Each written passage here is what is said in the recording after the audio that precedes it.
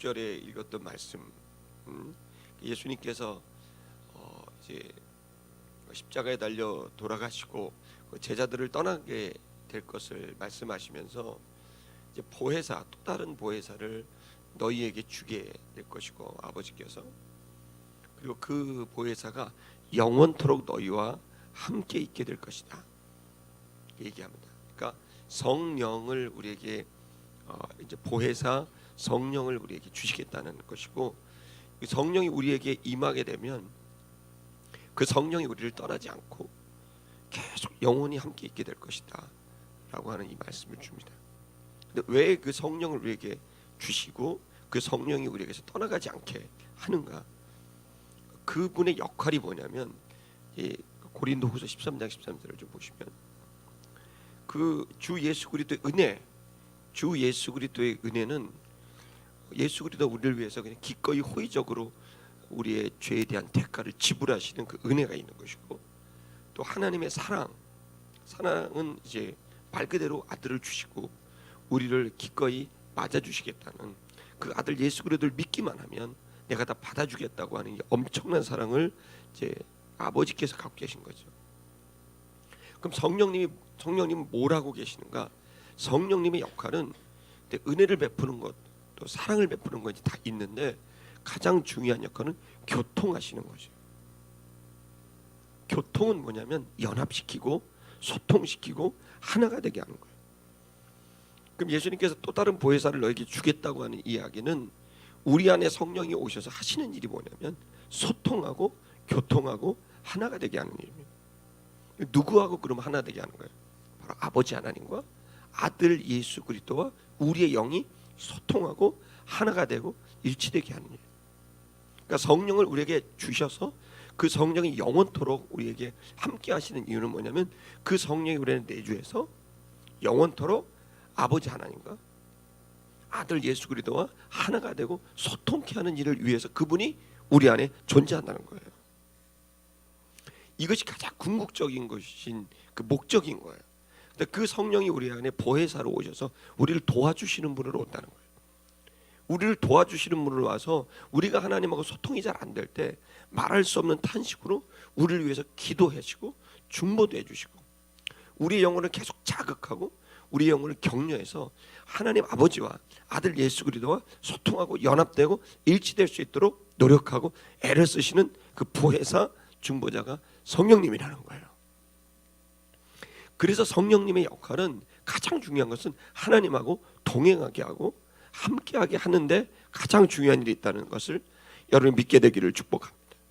그래서 성령을 받으라 이 얘기는 뭐냐면 이제 너희가 나오고 단절되지 않고 계속해서 교제하고 하나가 될 수 있게 하기 위해서는 너희가 성령을 받아야 된다는 거예요. 여러분 여기 우리 주제 성구를 읽으시다 보면 내가 너에게 평안이 있을지어다. 그들이 불안한 가운데 있거든요. 예수님이 이제 십자가에 달려 돌아가시고 난 다음에 제자들이 전부 불안에 떨어서 그들이 숨어 지냈단 말이에요. 자기들도 잡혀가서 죽을 줄 알고. 왜 그래요? 왜 숨어 지내요? 불안하니까, 두려우니까, 그들이 그런 마음을 갖게 되니까 그때 이제 예수님이 부활하시고 난 다음에 그들이 모여 있는 곳으로 쑥 들어오시면서 부활하신 그 예수님 하신 말씀, 너희에게 평안이 있을 것이다. 평안이 있을지어다. 이 내가 너희 아버지가 나를 보내신 것처럼 나도 너희를 세상에 보낸다. 그러니까 이 제자들은 지금 세상에 나갈 이 정서가 안 된 거예요. 세상에 나갈 만한 어떤 그 자신의 그 인격적인 상태가 안 된 거예요. 지금 세상을 보면 두렵기만 하고 내 미래를 생각하면 암담한 거죠. 뭐가 어떻게 될지 모르는 그 불안함이 평온이 아니라 불안함이 생긴 거예요. 그리고 이 말씀을 마치시고 그들을 향하여 숨을 후 내쉬며 가라사대 성령을 받아라. 이렇게. 성령을 받게 된 이유는 우리의 생각, 우리의 감정으로 생각하면 암담하고 미래가 너무나 어둡지만 그래서 불안할 수밖에 없지만, 그러나 성령이 우리 속에 오게 되면 하나님하고 아들 예수 그리스도와 다시 한번 일치를 시키게 되니까 거기에서 오는 안정감, 거기에서 오는 생명력이 내 안에 공급됨으로 말미암아서 불안함이 떠나가고 평온이 찾아오게 된다는 겁니다.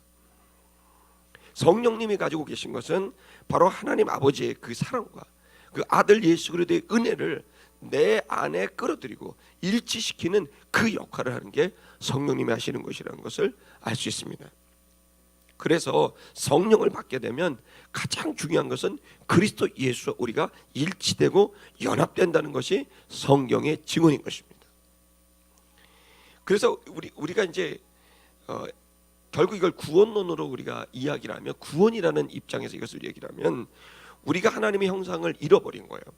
그래서 하나님이 가지고 계신 그 기준, 하나님이 가지고 계시는 그 감정, 하나님이 가지고 계신 그 의지를 잃어버리고 이제는 하나님과 단절이 되니까 내가 느끼는 생각, 내가 느끼는 감정, 그리고 내가 가지고 있는 의지와 계획들이 이제 생기게 되는 겁니다. 그것으로 말미암아서 사람들이 이제는 하나님에게로 독립을 하게 되고 이제 하나님도 없이 살아갈 수 있는 그 상태가 되는 거예요. 근데 문제는 뭐냐면 인간 스스로가 자기 자신을 기준으로 판단하니까 하나님으로부터 독립을 하고자 하는 그것을 우리 교만이라고 얘기하는데, 그 영적 교만에 빠지게 된 상태가 되니까 무슨 일이 발생하냐면 무방비 상태인 거예요.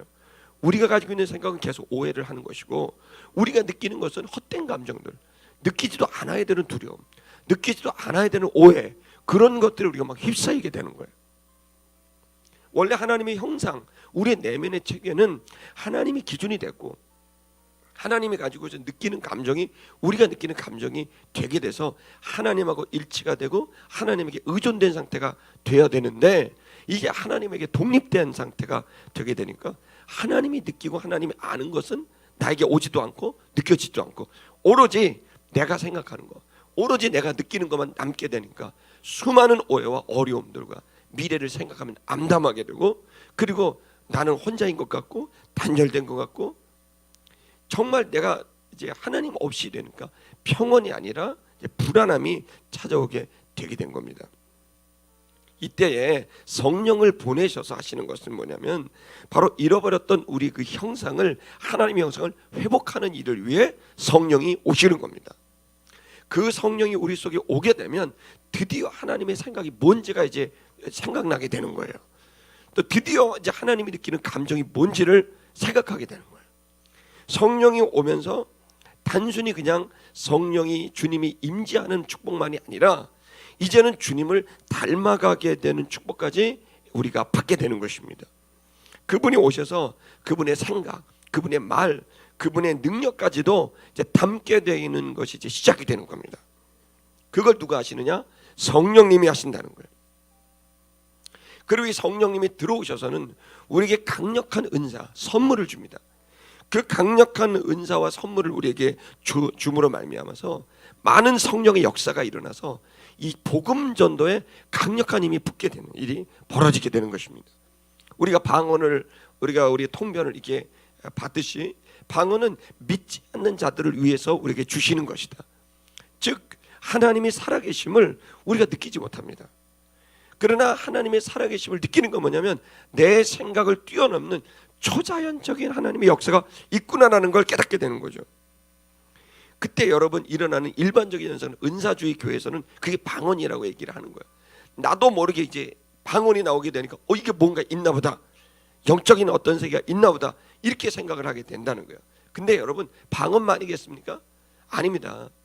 성령께서 우리 안에 오셔서 하나님이 살아계시면 다양한 형태로 나타날 수 있다는 사실을 믿습니다. 방언도 그 중에 하나가 되는 거죠. 그래서 우리가 계속 쭉 봤습니다. 중요한 사항은 뭐냐면 이 성령이 오게 되고 기적이 일어나게 되는 건 결국에는 복음 전도, 예수의 이름이 전파되는 것을 위해서 그렇게 많은 역사들이 일어날 수밖에 없다는 것입니다. 그러면 여러분, 우리가 성령을 받은 것은 첫째는 복음 전파를 위해서 성령을 우리에게 주시는 겁니다. 근데 두 번째는 뭐가 있냐면 바로 우리가 그리스도 예수를 닮게 되는 일을 위해서 성령을 우리에게 주시는 걸 믿으시기를 축복합니다. 그래서 우리가 주님을 닮게 되는 이 구조가 뭐냐면, 이해하셔야 되는 건 그 원리가 뭐냐면, 주님을 닮으려면 주님하고 우리가 일치가 되고 동행이 돼야 주님을 닮을 수가 있는 거예요. 여러분, 이게 동화 현상이랍니다. 이걸 성화 현상, 일반적인 언어로는 동화됐다, 그리고 신학적인 용어로는 성화됐다 이겁니다. 그러니까 주님과 동행하니까 어떻게 돼요? 주님을 담게 되는 것입니다. 이것이 성령께서 하시는 가장 큰 역할인 거예요. 그래서 성령은 두 가지 역할을 합니다. 하나는 뭐냐면 복음 전파를 하기 위한 강력한 권능을 우리에게 주시는 것과, 또 하나는 성령께서 하시는 진짜 중요한 일은 주 예수 그리스도를 닮게 하기 위해서 우리 안에 내주하심으로 우리의 영혼을 계속해서 이끌어 가시는 일을 하고 계신 것을 믿으시기 바랍니다. 그래서 성령님이 우리가 주님을 닮게 하기 위해서 그분이 하시는 방법이 뭐냐면, 계속해서 우리가 하나님의 임재, 주님 아버지, 그러니까 하나님 아버지와 아들 예수 그리스도를 느끼게 하고 알게 하게 하는 일이 성령님이 계속하는 일이고, 그래서 계속 주님을 느끼고 알게 되면 나도 모르게 그분의 생각이 주입되고 그분의 감정이 주입되게 되면서 원래 내가 가지고 있던 생각과 감정들이 떠나가게 되는 거죠. 이걸 갖다 이제 빛이 임함에 어둠이 떠나가게 됐다, 이거 얘기를 하는 거예요. 그래서 우리 안에 있었던 감정의 찌꺼기들, 이것들이 이제 하나님의 감정을 알게 됩니다. 아버지의 마음이 어떤지, 그분이 나를 향한 그 사랑의 감정이 무엇인지, 그분이 그 정의와 공의를 가지고 계신 그분이 안타까움이 무엇인지가 이제 감정이 느껴지게 되면 이제 아버지의 감정이 내 감정으로 이제 오게 됩니다. 그리고 나서 내가 가지고 있었던 이 감정들이 이제 떠나가게 되면서 대체가 되는 거죠. 그래서 그분의 생각, 그분의 감정을 들어오게 하고 나가게 하는 이 통로, 연결하는 이 일을 성령님이 집중적으로 하고 있다는 것을 여러분이 믿게 되기를 축복합니다. 그래서 이제는 점점 이제 뭐냐면, 이제 내가 나의 주인이 아니라 하나님께서 나의 주인이시고 아들 예수 그리스도 나의 주인이구나라는 것을 인정하게 하는 것, 그런 상태가 계속되게 되면 어떻게 됩니까? 우리는 계속 매 순간 이제 하나님하고 단절된 삶이 아니라 하나님하고 하나가 된 삶을 살 수가 있게 되는 거죠. 그래서 여러분, 데살로니가에 뭐라 하냐면, 알세를 살고 있는 성도들에게 항상 기뻐해라. 어떻게 항상 기뻐합니까? 쉬지 말고 기도하라. 어떻게 쉬지 말고 기도합니까? 범사에 감사, 모든 일에 감사하라. 그러니까 이거는 뭐냐면 매 순간마다, 매 시간마다 하나님을 인식하고 하나님의 진리를 깨닫고 하나님이 가지고 가신 감정을 느껴라. 그러면 네가 어떤 일이 벌어지냐면 기뻐할 수 있다, 감사할 수 있다. 그 방법은 쉬지 말고 기도하는 것이다. 그러니까 이제 그러면 목사님 너무 벅찬 명령입니다. 어떻게 쉬지 않고 기도합니까? 이제 이 얘기를 이제 우리에게 하게 되는 겁니다. 어떻게 목사님이 쉬지 않고 기도할 수가 있습니까? 라고 얘기를 하는 겁니다. 그런데 여러분, 성경은요 할 수 없는 걸 시키진 않아요. 네가 해보라는 거예요. 아멘. 오늘의 주제는 주님과 동행하는 거예요. 이 주님과 동행하면 주님을 닮게 됩니다. 주님과 동행하면 주님의 이 복음을 전파할 수 있는 놀라운 은혜가 우리가 임하게 됩니다. 근데 그게 되려면 쉬지 말고 기도해야 됩니다.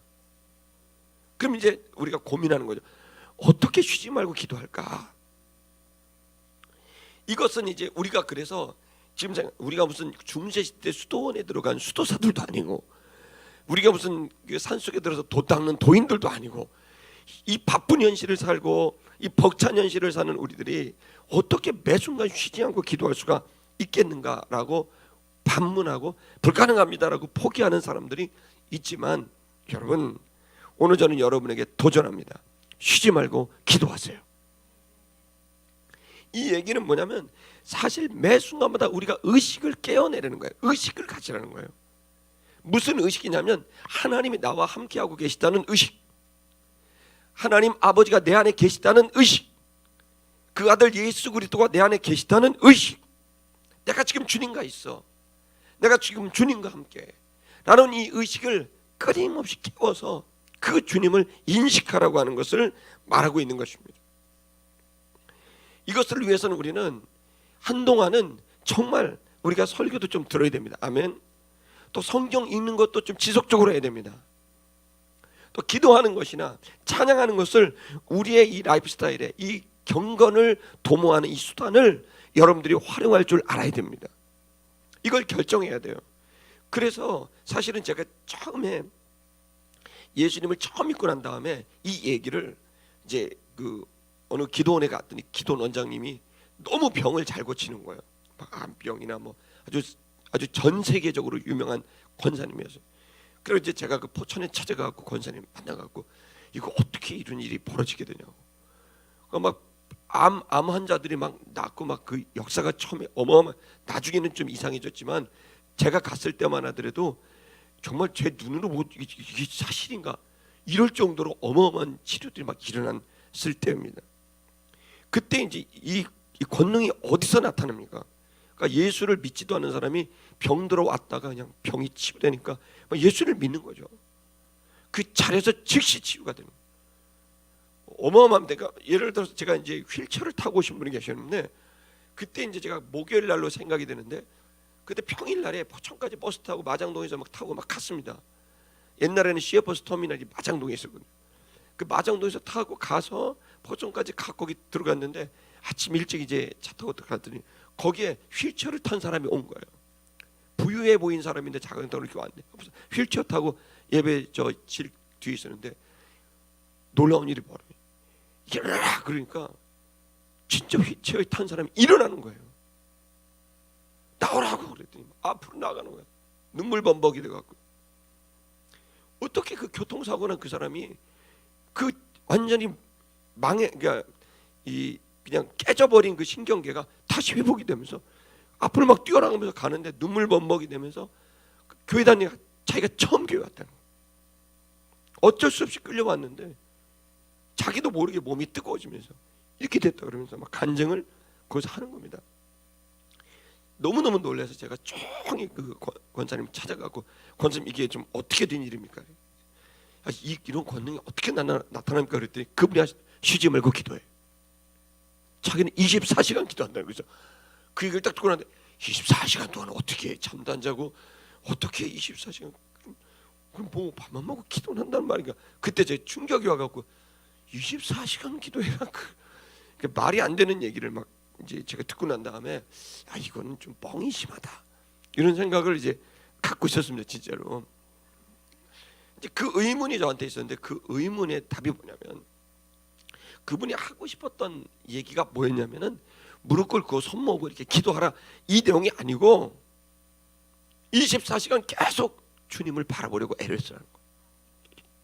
네가 버스를 타도 주님을 바라보고 애를 쓰고 네가 밥을 먹으려도 주님을 지금 여기에 계신 주님을 의식하라는 거예요.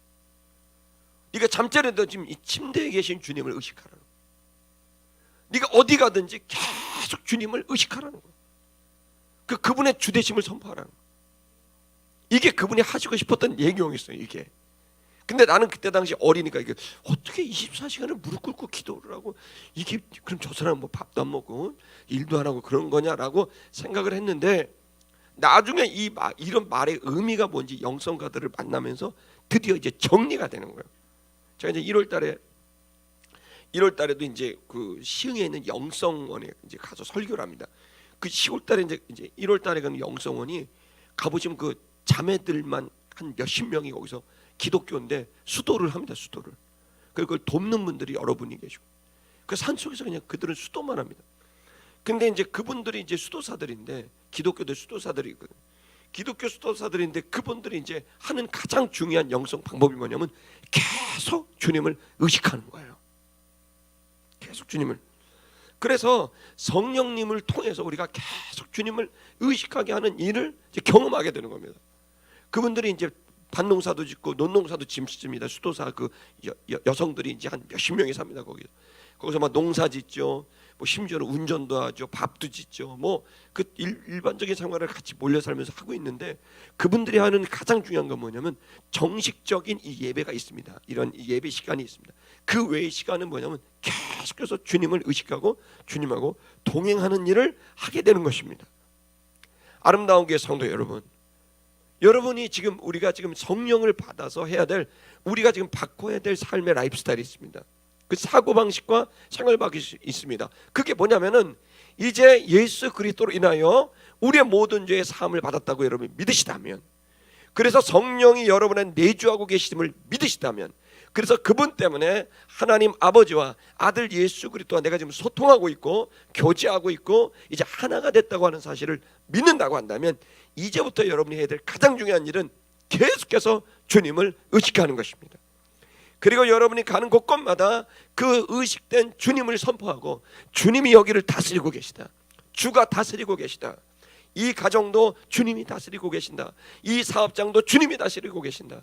이 학교도 주님이 다스리고 계신다. 여기의 주인은 총장이 아니라 주님이시다. 여기의 주인은 사장이 아니라 주님이시다.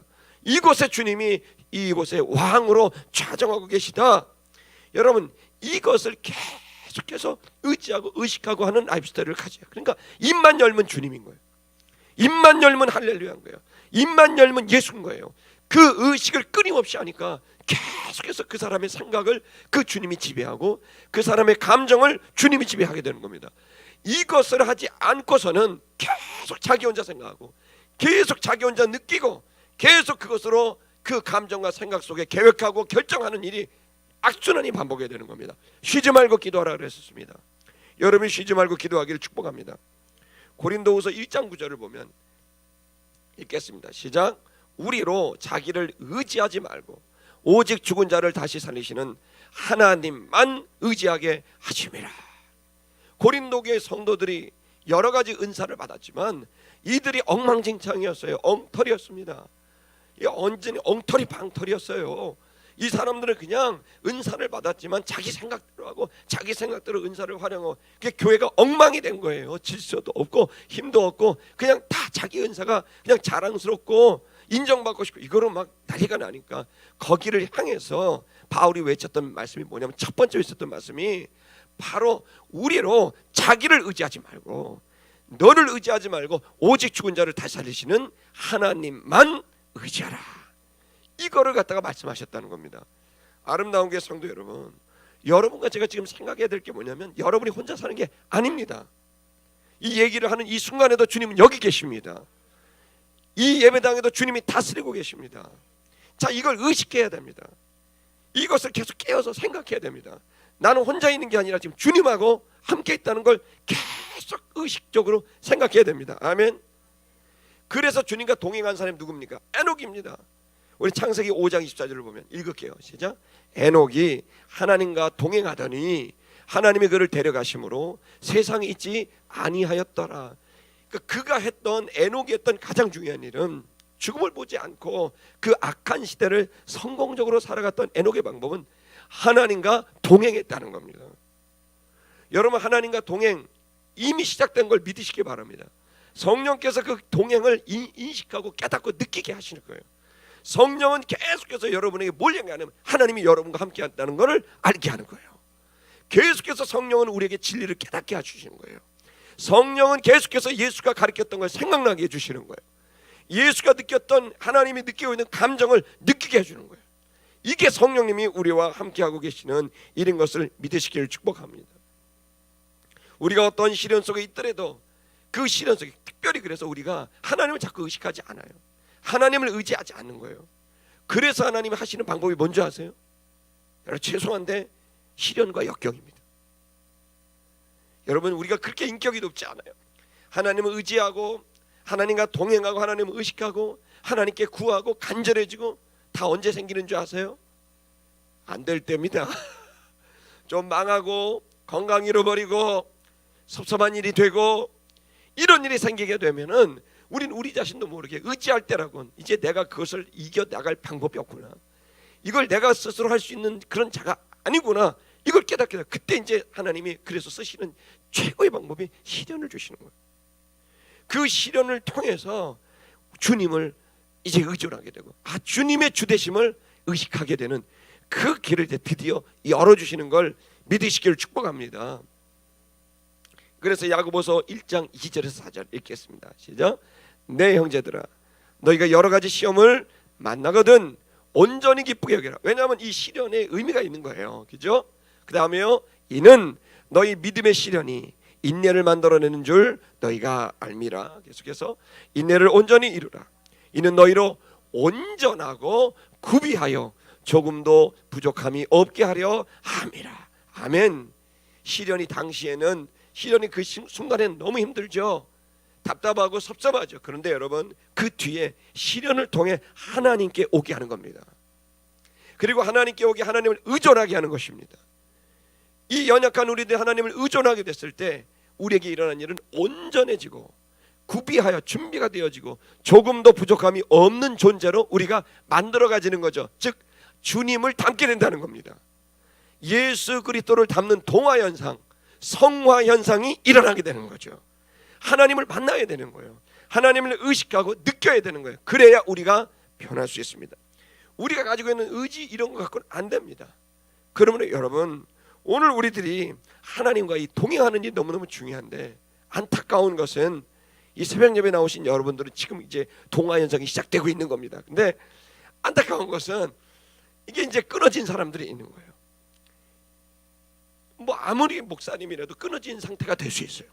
의식이 안 돼. 그러니까 마치 밀랍 인형처럼 이게 겉모습은 그대로 있고 직분도 감당하는데 속에는 전혀 하나님을 느끼지 못하는, 전혀 아버지 하나님의 사랑이 느껴지지 않고, 전혀 아들 예수 그리스도의 은혜가 느껴지지 않고 그냥 형체만 있지 사실은 자기 생각과 감정만 가득하게 돼요.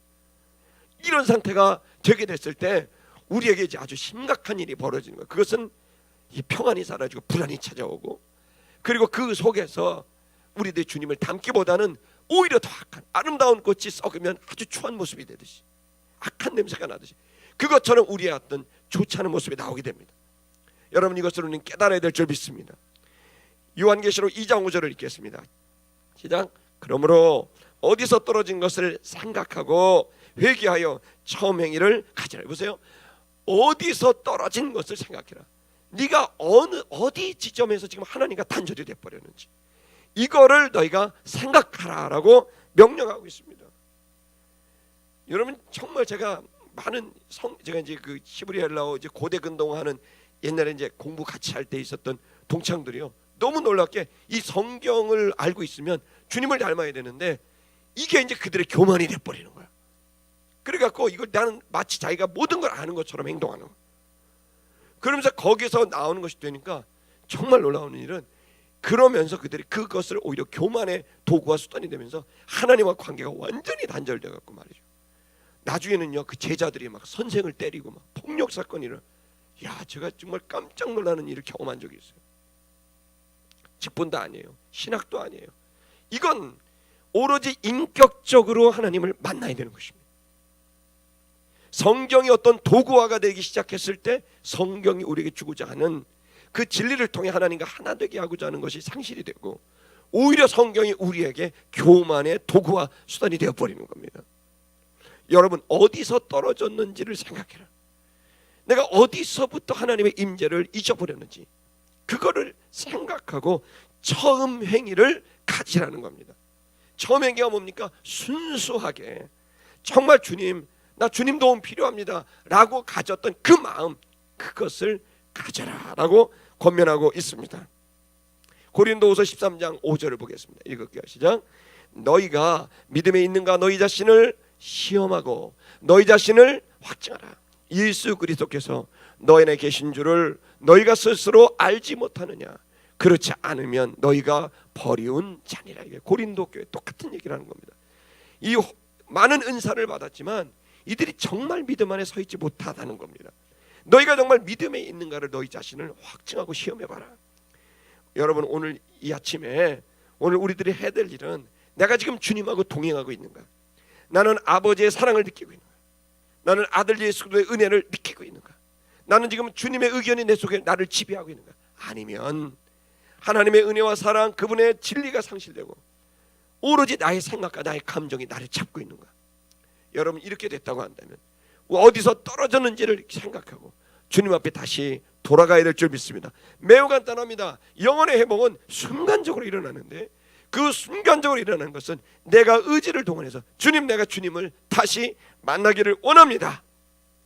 주님, 내가 당신과 동행하기를 원합니다라고 얘기를 하면서 주님, 제가 잘못된 것들을 회개합니다라고 여러분 회개하며 기도하게 됐을 때, 간절히 진심으로 회개하게 됐을 때, 하나님, 이 부분이 나를 무너지겠습니다. 주님, 이것을 제가 회개하고 반성합니다. 그리고 나서 하나님, 제가 주의 은혜를 받기를 원합니다라고 하면 주님이 마땅히 구하는 자들에게 성령을 선물로 주실 것을 믿습니다. 여러분, 우리의 목표는 우리의 삶을 주님께 맡겨드리는 것인 줄 믿습니다. 오늘 여러분 주님과 동행하는데 성령께서 여러분을 도와주실 것을 믿습니다. 그 주님과 함께 여러분 오늘 하루도 주님 만나는 그날까지, 아니 영원히 우리 안에 거하시는 성령님을 인하여 아버지 하나님과 아들 예수와 친밀한 관계를 가지시는 저와 여러분 되기를 축복합니다. 찬양하겠습니다.